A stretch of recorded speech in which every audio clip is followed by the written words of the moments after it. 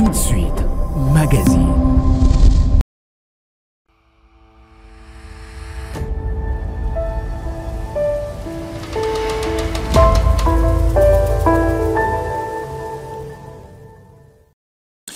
Composition du gouvernement souminois, opportunisme ou méritocratie. Madame, Messieurs, bienvenue dans votre magazine Entretien. Nous recevons pour vous Fierté Dinanga, membre de l'UDPS Tshisekedi. Il est analyste politique et porte-parole de la structure Vision Fachi que dirige Jeko Beya, à qui je dis bonjour et bienvenue. Bonjour, merci. Fierté, comment allez-vous? Ça va très bien. Voilà, je ne serai pas seul dans cette émission. Joe Ilonga va m'accompagner. Comme ça, on va travailler ensemble pour poser toutes les questions à Fierté Dinanga. Joe Ilonga, bonjour et bienvenue. Merci. Paul Giresse, bonjour Fierté Dinanga. Bonjour Joe Ilonga. C'est un bonheur de partager le même temps avec vous. Le plaisir est partagé. Fierté Dinanga, je suis avec vous. C'est depuis le mercredi que la composition du gouvernement souminois est connue du grand public. Les points de vue fusent de partout. Les gens disent que cette composition est faite en tenant compte de l'opportunisme et non de la méritocratie. Votre réaction? Merci beaucoup de la pertinence de cette question. Je crois que l'humaine condition ne sera jamais satisfaite. Ça veut dire que les actes que l'on va poser auront toujours des reproches. Il y a toujours des gens qui diront que ça n'a jamais été, on préférait plutôt autre. Alors, il faut spécifier que ce gouvernement, il y a eu d'encre et de salive pour qu'on mette ce gouvernement en place. Au-delà de tout, il faut féliciter la première ministre, Madame Souminois, parce qu'elle a compris en fait la mentalité de l'homme politique congolais, qui est teinté de l'opportunisme, ça c'est vrai, et aussi de cette politique panvitaliste, de dire que on tient à la vie et ôte-toi que je m'y mette, et le pouvoir à tout prix. Il fallait quand même qu'il y ait une personne qui ramène des réformes qui feront, qu'on change la donne politique et le paradigme. C'est que Madame Souminois, choisie par les chefs de l'État, il faudrait ici spécifier que sa candidature à ce poste n'avait pas été acceptée ou aimée par les officines politiciennes, ces politiciens qui se disent c'est nous qui avons le monopole de la stabilité de la politique congolaise. Ils ont vu Madame la Première ministre Souminois arriver et il fallait combattre, il fallait qu'elle parte, il fallait qu'elle n'arrive à rien. Alors, Madame la Première ministre étant technicienne, étant une personne intellectuelle, elle a sondé la profondeur de la réalité politicienne, elle a dit elle-même que nous devions travailler avec les compétences. Et au-delà du travail avec les compétences, il y a eu aussi des officines politiciennes qui relèvent d'une certaine redevabilité. Des personnes qui se réveillent pour dire on a accompagné les chefs de l'État, il faut que nous soyons au gouvernement, il faut que nous fassions ceci, cela. Et tout ça était un apanage, un morceau très dur. Surtout avec la majorité au pouvoir. C'était vraiment... Le Parlement aussi. Bien évidemment, avec la majorité au pouvoir, avec l'union sacrée. Et tout ça, pour Madame Judith, c'était vraiment un apanage. C'était un morceau très dur à croquer, mais elle a surmonté. Ouais. Elle a vraiment surmonté parce qu'elle a conduit un gouvernement aujourd'hui, on peut tout dire, au-delà des redevabilités politiques, mais dans la majorité, le gouvernement a certaines responsabilités et des personnes censées accompagner sa politique. Fierté Dinanga, avant d'accorder la parole à Joe Ilonga, vous pensez que cette composition va-t-elle répondre aux attentes de la population? Alors, des Congolais, vous savez, il y a beaucoup de problèmes, il y a beaucoup de questions qui trottent comme ça dans l'esprit de Congolais. Vous pensez que ce gouvernement va résoudre tant soit peu les problèmes de Congolais? Je ne dirais pas oui, mais je regarde la technicité de Madame Judith Souminois, sa détermination en tant qu'homme d'État, si je dois le dire comme ça, oui. Et c'est une femme qui a l'intelligence des situations. Okay. De par déjà le choix des personnes qui ont été envoyées à travers les listes. Je peux ici vous dire, c'est une indiscrétion, que Madame Souminois a rejeté plusieurs fois les listes de gourous, des personnes qui veulent être vraiment à eux seuls tout le temps au gouvernement. Elle a insisté la demande de 3 noms sur des listes et elle a innové pour dire qu'elle n'aimerait pas voir au sein du gouvernement les leaders des partis politiques. Et ça, c'était un combat, même si vous avez vu qu'elle n'a pas gagné à 100%. Malgré cela, il y a certains noms, qui sont trop venus. Qui sont trop venus, mais Madame Souminois a gagné son combat parce que c'est une scientifique, elle connaît la valeur de l'homme congolais et elle connaît les réalités congolaises. Il fallait qu'elle s'y mette pour pondre un gouvernement qui va répondre au dictat de l'environnement. Et on regarde la diminution de la taille de ce gouvernement, il fallait en parler aussi. Elle est passée de 57 à 54. À 54, ça veut dire qu'il n'y a que 3 qui sont partis. Certainement, ce n'est pas ce que le Congolais attendait, mais chaque pays a ses réalités, chaque pays répond au dictat de son environnement, et ce qui est fait, ce sont des efforts qu'il faut aujourd'hui reconnaître, et il faut dire que Mme Souminois, d'entrée de jeu, a déjà gagné son pari, mais nous attendons que sa détermination puisse pondre le fruit. Merci beaucoup, Fierté Dinanga, Joël Longa. Fierté Dinanga, moi je m'inquiète quand même, je me mets à la place de certains noms. On se retrouve avec un gouvernement de 54 membres, mais il se fait qu'il y a certains noms qui sont revenus et d'autres non. Qu'est-ce qui justifie le fait de voir, par exemple, Jean-Pierre Bemba faire encore partie du gouvernement, Patrick Mouyaya et bien d'autres? Pourquoi les autres ne sont pas revenus? C'est quoi la magie opérée, par exemple, par Guy Luando pour revenir que, par exemple, Tony Mwamba n'a pas fait? Merci beaucoup de cette question, Joe Ilonga. Je salue beaucoup ton intelligence. Ce genre de questions méritent qu'on éclaire la lanterne des personnes qui nous suivent. Ici, j'ai parlé de la redevabilité politique. Et la plupart des personnes qui sont venues, il y a ceux qui ont monté des enchères pour dire qu'on vous a accompagné à tel ou tel autre niveau.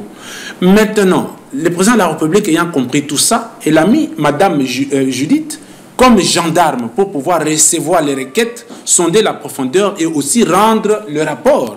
Et le rapport qui a été donné au chef de l'État, certainement, il y a eu des circonstances atténuantes, comme pour Jean-Pierre Bemba, comme pour Guy Luando et comme pour les autres. Mais dans la quasi-totalité, il y a eu question de l'expérience, de la compétence. C'est là que je vais citer un nom qui va répondre à ce que nous sommes en train de dire tout à l'heure. Très bien. Il y a un nom, Sami Adoubango. Je prends cet exemple. Sami était vice-ministre au transport, vice-ministre aux affaires étrangères, vice-ministre à la défense. Et il est reconduit à la défense. 4 fois vice-ministre. 4 fois vice-ministre. Je regarde cet homme-là, j'ai y affouiné un tout petit peu. Je vois une personne très intègre, une personne qui a acquis cette expérience sur le temps. Il a travaillé en tant que vice-ministre pendant 4 fois, ça veut dire qu'il y a cette expérience. Et il a brillé, ou il a montré ses prouesses, quand il est allé en Ituri pour essayer de défendre la République face à la menace des rebelles. Et vous allez comprendre aujourd'hui qu'il y a même des Congolais qui sont en Ituri, qui combattent la République démocratique du Congo. Et cette personne choisie par les chefs de l'État s'est engagée pour pouvoir accompagner la vision du président de la République et la vision de la République. On a regardé de gauche à droite, comme les partis politiques ont envoyé des noms, je peux vous surprendre. Sami, au-delà de ses reconductions en tant que vice-ministre, autant de fois, le chef de l'État l'a pris par ses propres convictions, parce que le président de la République, c'est la seule personne qui juge l'importance et la nécessité. Il n'a pas été recommandé. Sami n'a pas été... Ça fait partie des noms aujourd'hui qui étonnent. Bien évidemment, ça étonne parce que Sami n'a pas été recommandé sur la liste d'un parti politique. D'ailleurs, il était dans un parti politique que je ne vais pas citer de nom pour question des polémiques. Il a été éjecté sur cette liste et délaissé comme ça. Le chef de l'État voulant travailler avec des compétences, des personnes qui accompagnent sa vision et la République, il est allé dénicher Sami pour dire, mais écoutez, au-delà de tout, c'est quelqu'un qui a porté même, qui a barré la route aux balles qui devraient toucher le président de la République par ses convictions et son âme d'État. Je vais vous surprendre, mais la plupart des gens ne savent pas. Vous savez pourquoi Nanga a pris des armes? Les gens n'en savent pas. C'est parce que Sami Adoubango, voulant que les carrés miniers que gardent les individus puissent revenir à la République, il a arraché les carrés miniers de Nanga en tant que vice-ministre de la Défense. Il a donné ces carrés miniers à la République. C'est la dose qui a fait déborder la vase. C'est la dose qui a fait déborder la vase. Et je salue un ami avec qui on a échangé sur ces dossiers, Gaspard Manguindo, qui me dit souvent, mais écoutez mon cher ami, Sami est allé à l'Est, en Ituri plutôt, il est allé seul rencontrer les rebelles. Il leur a demandé de déposer les armes. Il leur a fait signer des documents, des chartes pour que ces derniers déposent les armes et reviennent au pays et accompagnent la République. Et les ennemis de la République aujourd'hui veulent de sa tête. Pourquoi? Parce que c'est la seule personne qui accompagnait Félix Tshisekedi avec âme d'État. Au-delà de ça, pendant la campagne du président de la République, ça va quand même surprendre beaucoup de gens, Sami Adoubango va battre la campagne pour le chef de l'État. Le chef le voit partir, il ne demande rien. Il bat campagne, il fait tout ce qu'il a pu. Voilà pourquoi le chef l'a récompensé. Non, ce n'est pas une récompense à ce titre-là. Je vais vous démontrer pourquoi.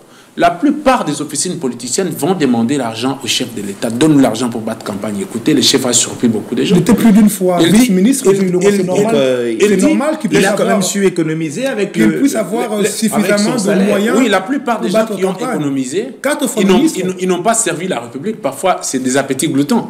Le chef de l'État l'a pris comme référence. Il a posé la question aux personnes qui allaient lui demander de l'argent. Demandez à Sami Adoubango. Il fait comment pour battre campagne? Est-ce que je lui ai donné de l'argent? Par là, je veux dire que le Congo a besoin de personnes qui s'engagent pour le bien-être de la République, qui accompagnent la vision de l'autorité afin d'apporter le meilleur au Congo. Mais j'ai quand même une préoccupation, Fierté d'Inanga, une situation comme celle de Sami où on voit aucun poids politique, mais on le retrouve dans la liste gouvernementale.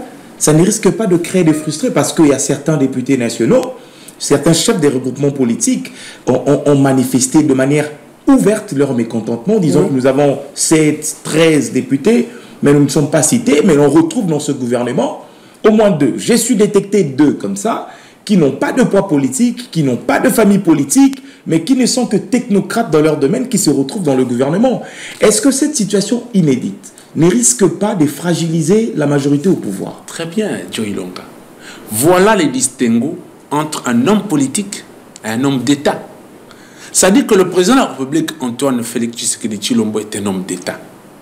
Un homme d'État agit ou se fait accompagner par des personnes qui proposent le meilleur pour la République.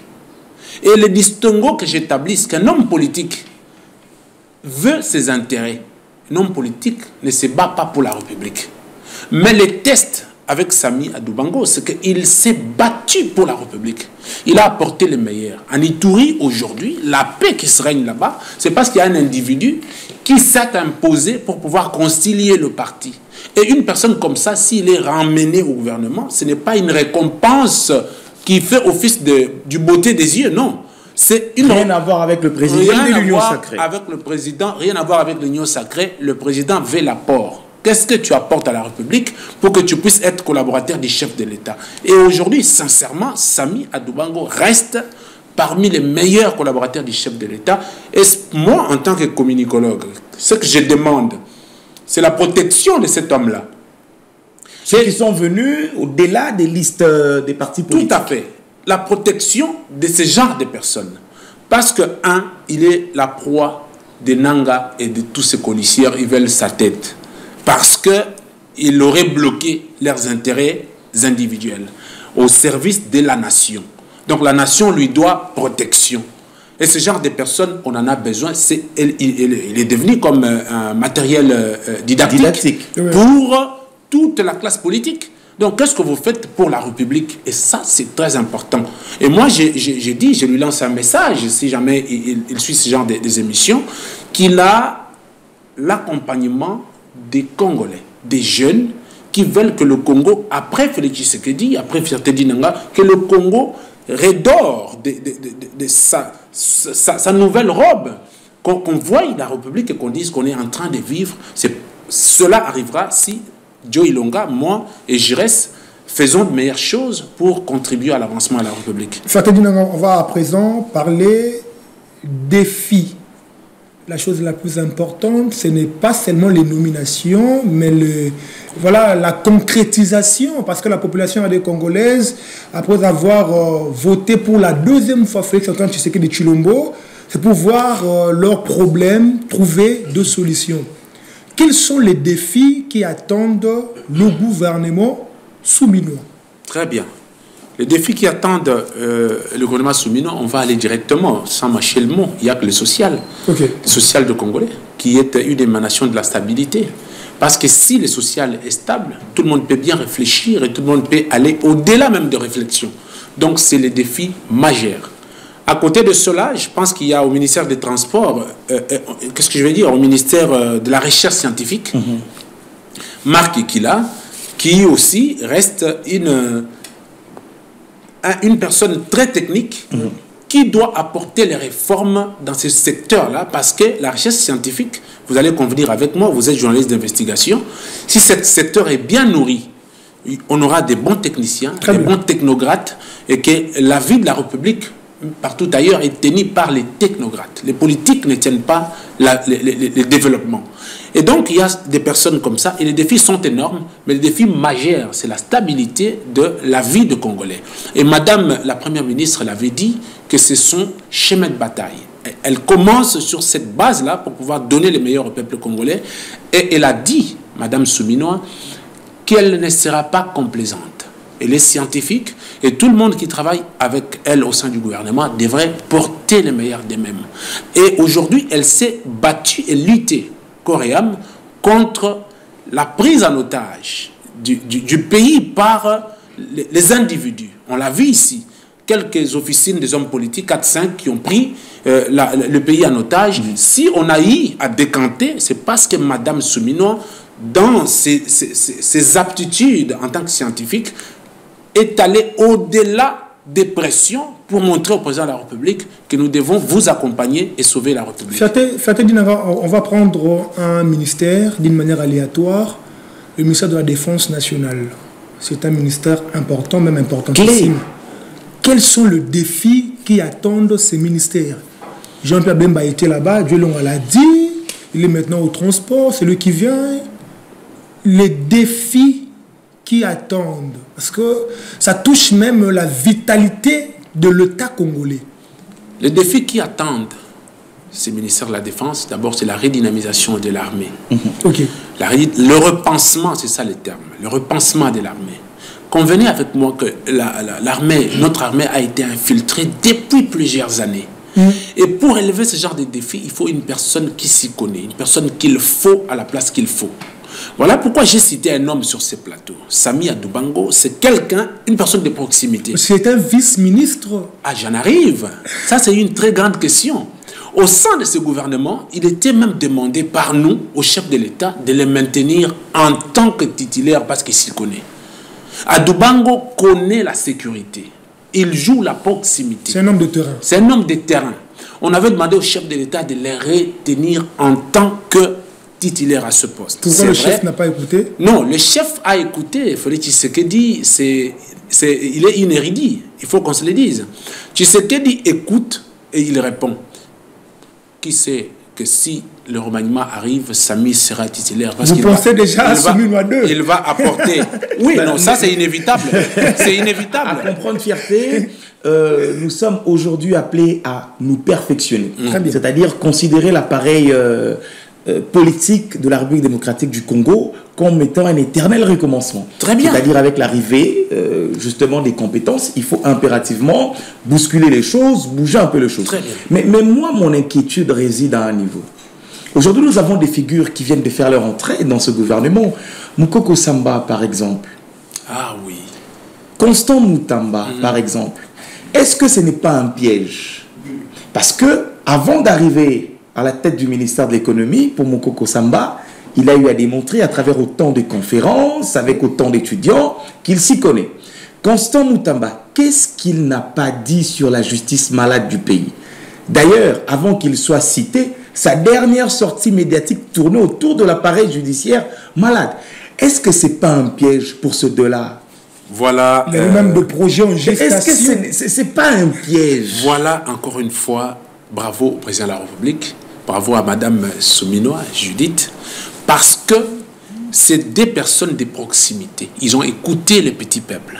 Ils ont écouté ce que vous dites, ce que vous riminez, vous murmurez, ils écoutent, ils le rendent public. Parce que, vous savez, vous avez décrié des choses. Vous avez donné des propositions. c'est que vous pouvez amener des réformes. On vous responsabilise. Certes, on va dire que c'est un défi qu'on a lancé à ceux-là parce qu'ils étaient des meilleurs critiqueurs. Vous avez critiqué. Venez apporter, bien évidemment, venez apporter les réformes. Okay. Et on le regarde à l'œuvre. Voilà, j'ai répondu à la question des juristes tout à l'heure.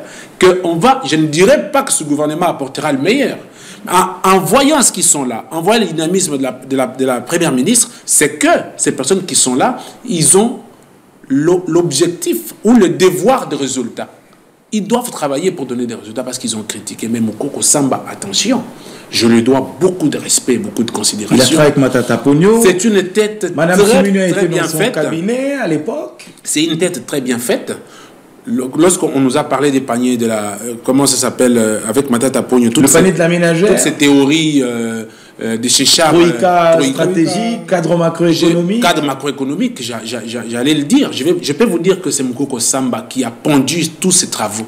Et c'est quelqu'un de très intelligent. Si on l'a reconduit, on l'a repris dans le gouvernement, il est quelqu'un qui donne des résultats et ses actions sont axées sur le résultat. Je lui fais confiance. Alors, on parle vraiment, avant peut-être de changer de chapitre, moi j'aimerais qu'on parle de la reconduction de certains. Didier Boudimbo quitte les hydrocarbures pour se retrouver au ministère de Sport. Ça fait certaines personnes. Quel saut. Non, mais je ne sais pas s'il faut l'appeler saut. Je ne sais pas s'il faut l'appeler génie, il n'est pas le seul. Bemba qui quitte la défense pour le transport. Boussa aussi. Qu'est-ce qui s'est passé? Ilonga, il faut aimer. Ça aussi, ce n'est pas des récompenses. On dit, bon voilà, on n'a pas trouvé là où caser Didier Boudimbo. Allez, on lui donne le sport. Il faut accompagner de fond en comble Madame la Première ministre Judith Suminwa. Il a détecté le côté sportif dans Non, il n'a pas détecté. Il y a des personnes qui étaient déjà sur la chaise éjectable. Qui ne devrait pas faire partir dans ce gouvernement.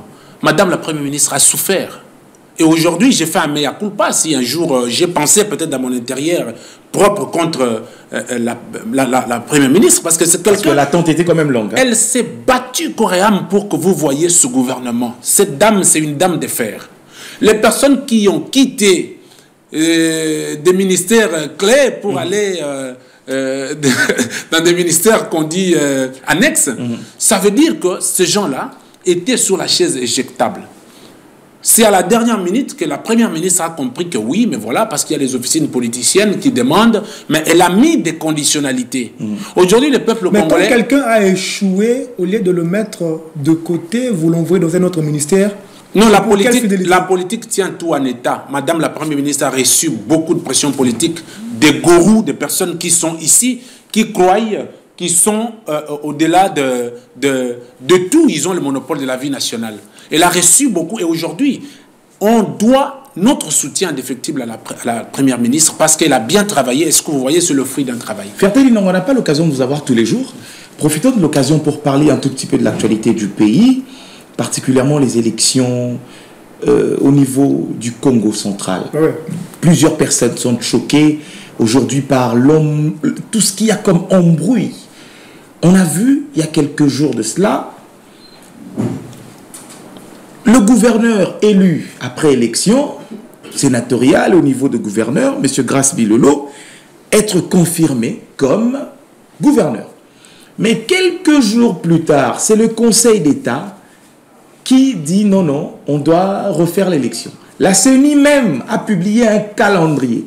Mais quelques heures après la publication de ce calendrier, c'est la Cour constitutionnelle qui vient sortir un arrêt pour dire de manière définitive, c'est M. Grace Bilolo qui est élu gouverneur du Congo central. Qu'est-ce qui se passe de ce côté-là? Est-ce que c'est la justice qui est malade, qui n'arrive pas à s'entendre? Le Conseil d'État dit autre chose, la Cour constitutionnelle dit autre chose. Qu'est-ce qui s'est passé concrètement? Bravo d'abord à la Cour constitutionnelle, bravo au vieux Kamuleta, je l'appelle vieux parce que c'est notre papa et c'est un homme de Dieu, quelqu'un qui fait tout ce qu'il fait avec une préoccupation de l'équilibre. Bravo à lui, à toute son équipe. Je crois que pour une fois, ils ont rendu responsable notre justice et ils l'ont valorisé en même temps. L'élection qui s'est passée dans le Congo central, il y avait un nom au sein de la population, même parmi les députés provinciaux. C'était Grace Bilolo qui s'est battu et qui a travaillé pour avoir la confiance des députés. Conviendrait avec moi qu'il y a eu plus des 23 députés qui ont voté pour Grace Bilolo. Une majorité écrasante. Une majorité, 23 députés qui ont voté pour Grace Bilolo, il est élu. Le Conseil d'État, passez-moi le terme, il y a eu des officines des hommes politiques très puissants, que je ne vais pas citer parce que je ne fais pas l'apologie des hommes politiques, qui ont pesé de leur poids pour déclarer cette élection nulle afin de recommencer et de troupatouiller les choses et de maintenir Badou. Les provinciaux ont fait une déclaration pour dire que nous sommes là, nous les 23. Nous avons voté Grace Bilolo. Donc ça veut dire que nous ne voyons pas comment vous pouvez annuler cette élection. Le Conseil d'État a annulé, la CENI a fait une publication et nous on a constaté. Nous avons demandé à la Cour constitutionnelle de prendre les dossiers et de les gérer. Réellement, la Cour constitutionnelle a vu qu'il n'y avait pas lieu de recommencer cette élection parce qu'il y avait un gagnant, Grace Bilolo. Et parmi les personnes qui l'entourent, il est accompagné par Gaspard Manguindo, qui est un facilitateur, quelqu'un qui travaille pour essayer de faire comprendre aux gens ce que les gens ne veulent pas entendre. Et du coup, on voit cette équipe de personnes qui manipulent la justice vouloir mettre le moyen et saper sur l'image d'une élection qui est gérée par une institution d'appui à la démocratie. Et saper sur la CENI, c'est saper sur la République, c'est une institution à part entière. Et vous croyez que lorsque vous avez des positionnements politiques et que vous avez le moyen, vous pouvez manipuler. Ça prend une connotation purement pédagogique. Et c'est quoi le sentiment que vous avez aujourd'hui après sa confirmation par la Cour constitutionnelle? Je suis personnellement un homme heureux. Pourquoi? Parce que la justice a valorisé la CENI et les provinciaux qui ont voté. Et je dis bravo aux provinciaux, bravo à la Cour constitutionnelle, et que le Congo central aujourd'hui aura quelqu'un au-delà des critiques qui a une intelligence des situations, qui se sera très bien entouré. Il a aussi une certaine expérience, parce qu'il a été vice-gouverneur. Bien évidemment, il a cette expérience, mais il a l'intelligence des situations. On peut ne pas être ce que les gens attendent de vous, mais si vous avez l'intelligence des situations, vous pouvez vous être entouré par des meilleures personnes. Cette capacité d'adaptation. Voilà, avoir des meilleures personnes, s'adapter et puis avancer. Mais c'est mais sur terrain, la réalité est vraiment autre. Sur le terrain, la réalité est vraiment autre. D'autres populations du Congo central disent que voilà, il ne sera pas en mesure de relever le défi. S'il faut surenchérir, par rapport à ce que Paul Giresse venait de dire tout à l'heure, est-ce que ce n'était pas le fait que son titulaire lui avait fait autant d'ombre que les gens n'ont pas su découvrir le profil de l'homme, le jugeant sur base des faits minimes? Bravo, Joey Longa. C'est vrai, il avait un titulaire qui est panvitaliste, qui aime le pouvoir et la vie. Ça veut dire qu'il ne pouvait pas lui donner la chance de fonctionner.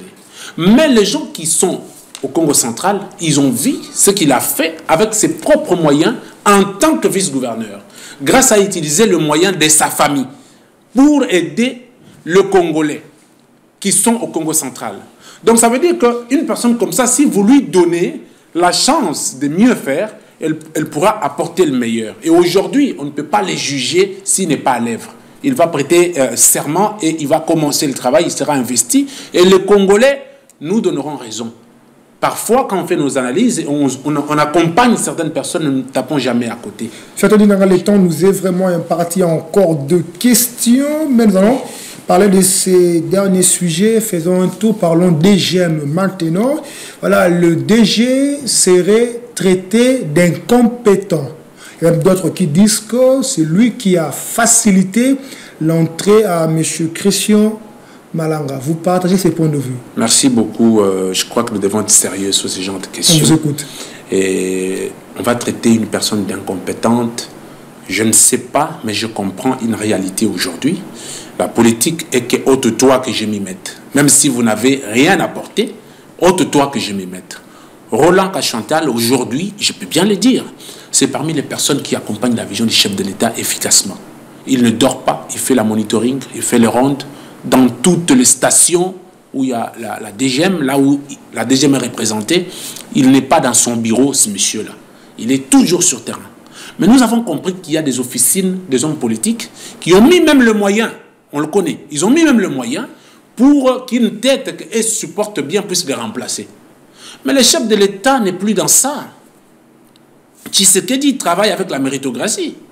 Aujourd'hui, on peut parler de Roland Kachantal. On regarde dans cette institution, il y a une redynamisation terrible. La numérisation de cette institution, de tous les agents des GEM. Vous ne verrez jamais un agent avec une carte fabriquée. Ou, si vous avez faussé avec les documents et que vous n'êtes pas de cette institution, on va vous découvrir dans un clin d'œil. Et je dois spécifier une chose. La DGM travaille par recommandation de la haute hiérarchie. Si la DGM a une liste de gens qui ne doivent pas entrer au pays, ils ne rentreront pas. Est-ce une question, avant de vous laisser continuer, est-ce que le problème, ce n'est pas aussi l'orgueil qu'il y a entre services? Parce qu'on a l'impression que le change d'information ne passe pas correctement entre, par exemple, l'Agence nationale de renseignement et la Direction générale des migrations. Très bien. On a l'impression, aujourd'hui en République démocratique du Congo, parce que ce n'est pas une situation inédite, si en France, avec les attentats Charlie Hebdo et autres, l'une des fautes, c'était aussi le manque d'information. Il ne suffit pas de suivre un individu, mais il faut aussi passer l'information à l'autre. Est-ce que ce n'est pas ce qui fragilise aujourd'hui la Direction générale des migrations avec la DGM qui ne reçoit pas assez d'informations, ou s'il y a une information qui l'échappe et qui est un service qui en a apporté de main, ne met pas à la disposition de la DGM? Très bien, Joe Ilonga, vous avez cerné le problème.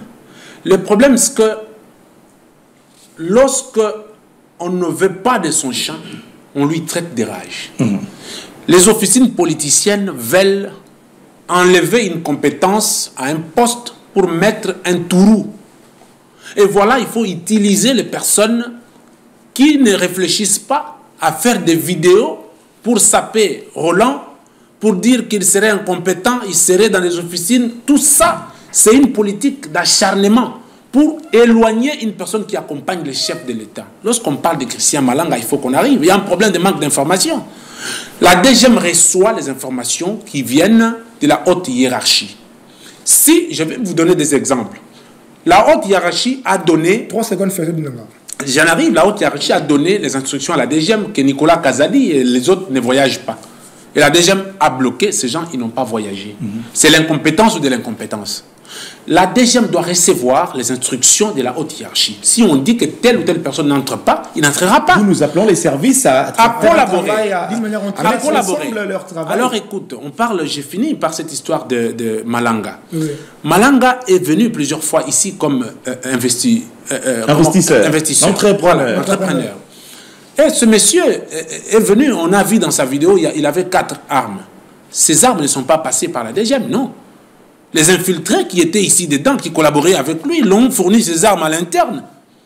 Et Malanga n'est pas venu avec une équipe de l'extérieur ici, non. Malanga a recruté. Il a tout trouvé. On a vu des gens dans des vidéos qui disent qu'il aurait pris des gens même au Bas-Congo. Où est le problème de Roland Kachantal dans tout ça là? Ça, nous avons compris. Et moi, en tant que membre de l'UDPS, en tant que communicateur de la Vision Fati, je lance un message aux gens de l'UDPS qui sont derrière ces gens des officines. Arrêtez, il ne faut pas combattre Félix Tshisekedi.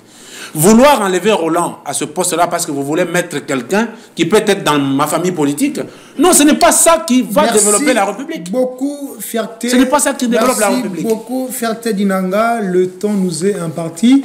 Je vous accorde 3 secondes. Vous allez lancer un message à tout le ministre du gouvernement, soumis à qui nous suivent en ces nets moments, un message qui vient vraiment de votre cœur.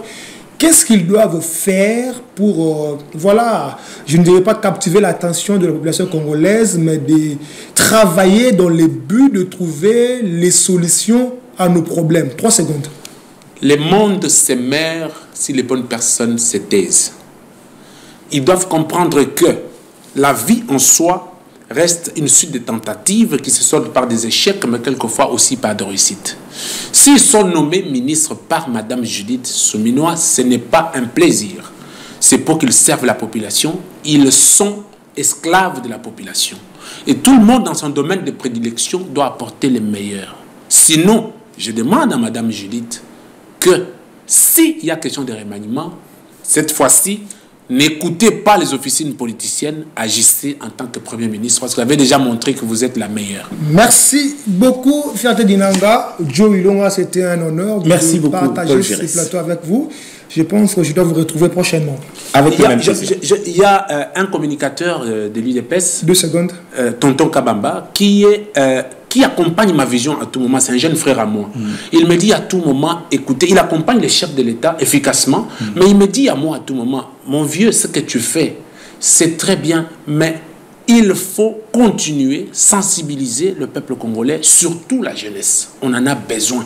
Les jeunes doivent prendre conscience, n'est pas accompagner les hommes, il faut accompagner les idéaux. Fierté Dinanga, merci beaucoup de répondre à notre invitation. Je pense que nous allons encore vous retrouver prochainement parce qu'il y a encore 2 questions, mais le temps nous est vraiment imparti. Madame et Monsieur, votre magazine Entretien touche à sa fin. Fierté Dinanga était notre invité. Il est membre de l'UDPS Tshisekedi, analyste politique et porte-parole de la structure Vision. Fachi, que dirige Jekobea. Le rendez-vous est pris. À la prochaine occasion. Paix et grâce dans vos familles et que Dieu bénisse les RDC. Au revoir.